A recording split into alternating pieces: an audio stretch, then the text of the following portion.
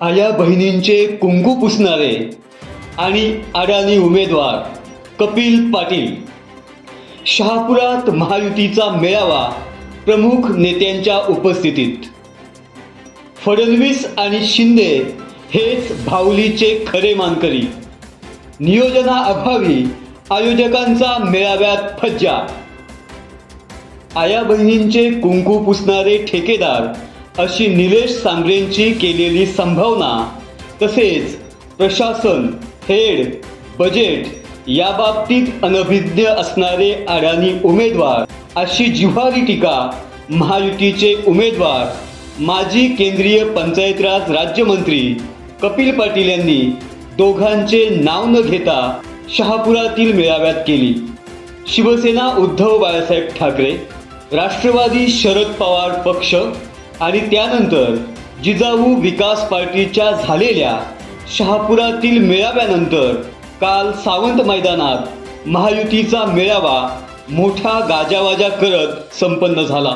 यावेळी कपिल पाटील यांनी आपल्या भाषणाची सुरुवात महायुतीच्या सर्व कार्यकर्त्यांना सुखावणारी आणि दमदार केली.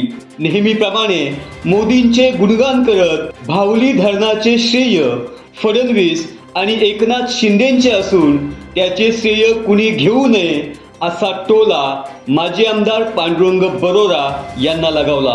मोदीजींनी गेल्या 10 वर्षामध्ये विकासाच्या माध्यमातून जनतेच्या मनामध्ये जो विश्वास निर्माण केलेला आहे आणि मोदीजींनी आता जो संकल्प केलेला आहे की 2047ला भारत विकसित देश करण्याचा, आणि म्हणून देशातली जनता ही महायुतीला मतदान करणार नाही, उमेदवाराला मतदान करणार नाही, तर देशाची जनता ही विकसित भारताच्या संकल्पनेला सिद्धीस नेण्यासाठी मतदान करणार आहे.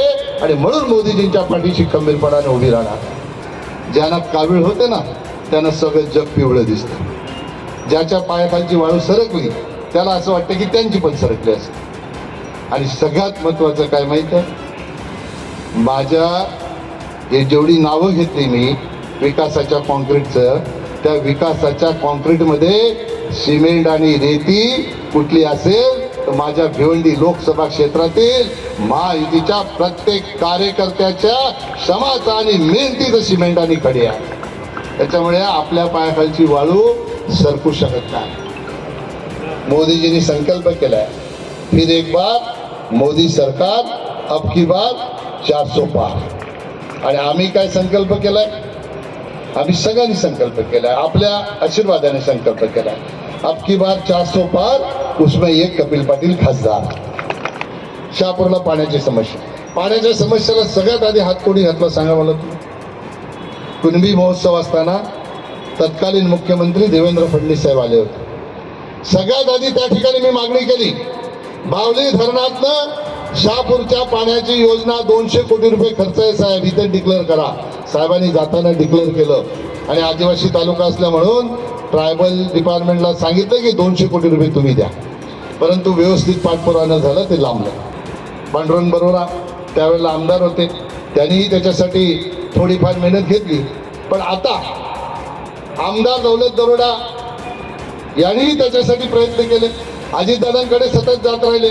आणि सगळे व्यासपीठावर बसलेली मंडळी, मारुती धिरडे असतील, प्रकाश पाटील साहेब असतील, शिवसेनेचे काही सहकारी असतील, मी जबाबदारीने सांगतो, आज ही पाण्याची योजनेचं जर काम सुरू आहे तर देवेंद्रजींनी त्याचं फाउंडेशन घातलं आणि त्याच्यावर कळत चढवण्याचं काम कोणी केलं असेल तर महाराष्ट्र राज्याचे मुख्यमंत्री एकनाथ शिंदे साहेब यांनी केलेलं आहे. त्याचं क्रेडिट कोणाला घेता येणार नाही. त्याचं क्रेडिट कोणाचं असेल तर त्या 2 व्यक्तींचा, ज्याने पाया घातला आणि दुसऱ्यांनी कळत चढवला, त्यांचा. शहापूर पासून, मुरबाड पासून कर्जत पर्यंत याला नॅशनल हायवेचा दर्जा दिला. 885 कोटी रुपये त्याला मंजूर झाले. ते आपल्याच मतदारसंघात नाही, पार खोपोलीपर्यंत. काय झालं त्या रस्त्याचं, कोणी वाटोळं केलं? मंजूर करण्याचं काम माझं आहे, मी मंजूर केलं. माझी जबाबदारी नाही काम करून घेण्याची. माझी जबाबदारी फक्त जर कुठे खराब काम होत असेल तर ते निदर्शनास आणण्याची. आमच्या माता भगिनींच्या कपाळावरचं कुंकू पुसण्याचं काम झालंय. बऱ्याच लोकांचा जीव गेलाय त्याच्यामध्ये. म्हणून अशा लोकांपासून सावध राहिलं पाहिजे. येणाऱ्या काळामध्ये आपण सगळ्यांनी ही गोष्ट लक्षात ठेवली पाहिजे.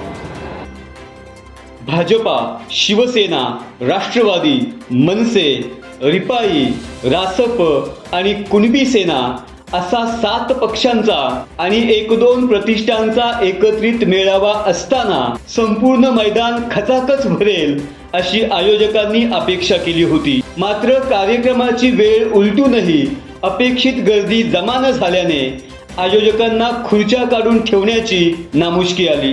सभेसाठी वाहनांची व्यवस्था केली होती खरी, पण अनेक वाहने रिकामीच आली होती. या सगळ्यात कहर म्हणजे जेवणही पुरेसे नसल्याने दूरवरून आलेल्या कार्यकर्त्यांना आणि पत्रकारांना उपाशी जावं लागल्याने या मेळाव्यात नियोजनाचा अभाव असल्याचं प्रकर्षाने जाणवत होतं. पण असं असूनही महायुतीच्या सर्वच घटक पक्षांच्या उपस्थित नेत्यांनी कपिल पाटलांचं जोमानं काम करण्याचा निर्धार ही जमेची बाजू होती. या मेळाव्याच्या प्रास्ताविकात विधानसभा निवडणूक प्रचार प्रमुख अशोक इरनक यांनी कपिल पाटलांच्या कामकाजाचा लेखाजोखा मांडताना तुम्ही वीट फेकली तर आम्ही दगड फेकू असा सज्जड दम विरोधकांना दिला.